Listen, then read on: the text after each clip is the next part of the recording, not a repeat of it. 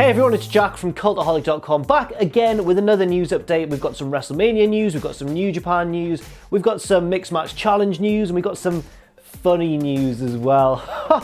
It's gonna be good. No, but seriously, let's get right into it and waste no further time. Not too many jokes here, it's all about facts on the news. First of all, last night, prior to SmackDown Live, WWE announced a new title match for WrestleMania, and it's one that we were kind of expecting, but you know, you never know these things until they're actually confirmed. And it will be a triple threat match for Randy Orton's United States Championship, also featuring Jinder Mahal and Bobby Roode, who is kind of teasing a heel turn, but maybe not really. Maybe he was just a bit annoyed at Randy because he lost his belt to him. Jinder, of course, is definitely the heel of the match. He's been stirring up trouble between the other two, or trying to, but will he be able to capitalize in New Orleans? I guess time will tell. An interesting thing I think here to note is the fact that WWE are kind of doing a mirror sort of thing with the two second-tier singles titles. So you've got on one side of things a triple threat match for the US title, and on the other side of things the previously confirmed triple threat match for the Intercontinental Championship between the champion, The Miz, Seth Rollins, and Finn Balor. It's kind of like it's reminding me of when the Riot Squad and Absolution both came onto the main roster at the same time on different shows, but were never really referenced together.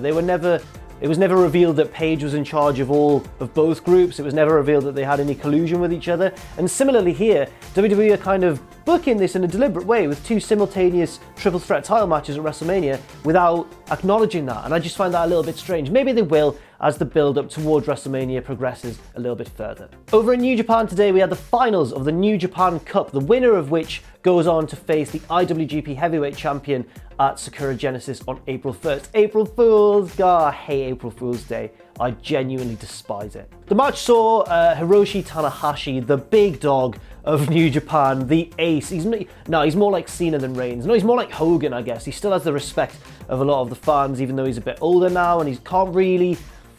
I was about to say he can't really wrestle at the same level anymore as Okada and Naito, but of course he can. He just doesn't do it on maybe as consistent a basis as those guys. But when he wants to, he can still have a wonderful match, as he did today against Zack Sabre Jr. Zack has been on a roll recently. I mean, he's second in my Wrestlers of the Week League table standings. If you watch that series, check that out every Friday on Cultaholic.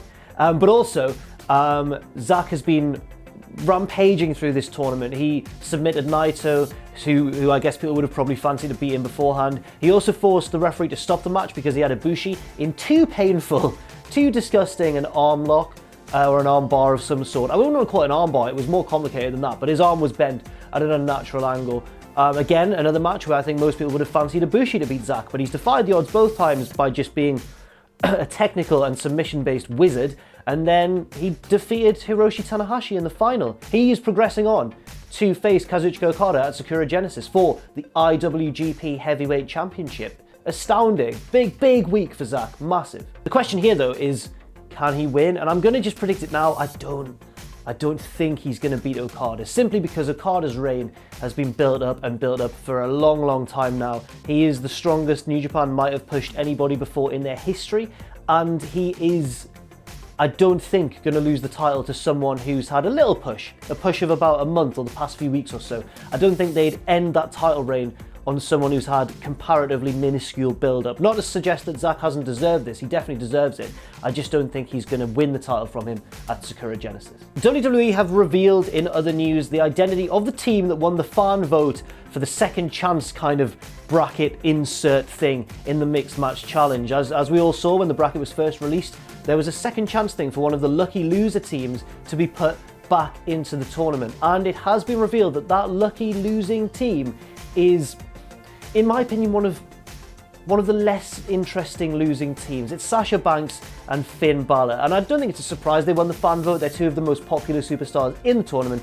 I'd have just personally have liked to see it be maybe Rusev and Lana. They were hilarious together, and it was a really heartwarming thing where Lana got her first win and all that sort of stuff.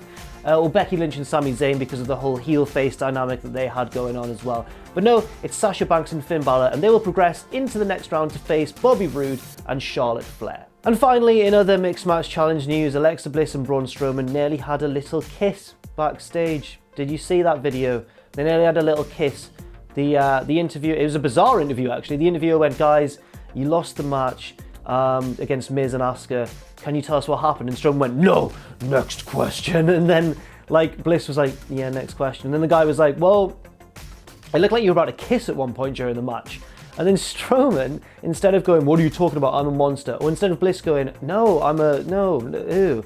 Like as I thought you would as a heel. Instead, they both kind of went, yeah, we were going to kiss and we're going to do it right now. And then they went for it. And then a fan or a terrible actor pretending to be a fan interrupted Alexa Bliss and asked her for an autograph and went, oh my God, Alexa Bliss, I can't believe it's you. Can you sign this?